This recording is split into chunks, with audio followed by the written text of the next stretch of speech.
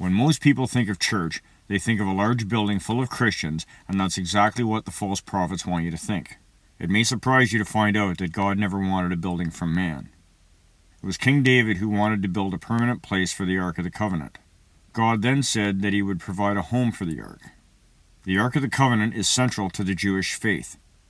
This is where God lived and guided the nation of Israel during their time in the wilderness.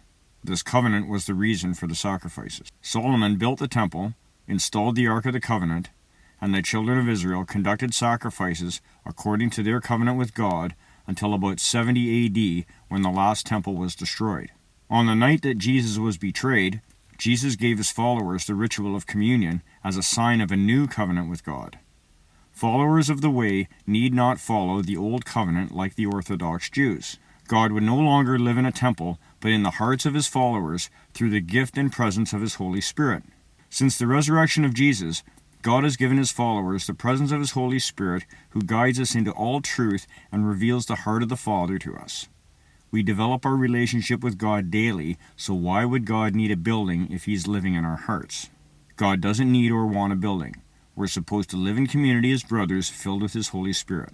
The church was actually the body of believers meeting in someone's house before they built their oikos communities. It's the lying religious leaders that need the building to imitate the world system and to have some reason to charge you money. Modern Christianity mirrors the corporate world.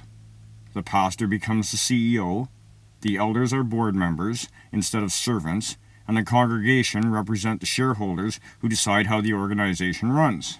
The entire organization is run exactly like a business, which has the actual motive of making the most return for the shareholders, which in this case is the head office of their particular denomination. The head office often puts up startup capital to launch a new church, and once this new church becomes profitable, the head office will want a return on their investment.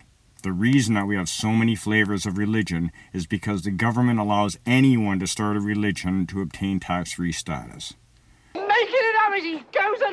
There's no oversight at all.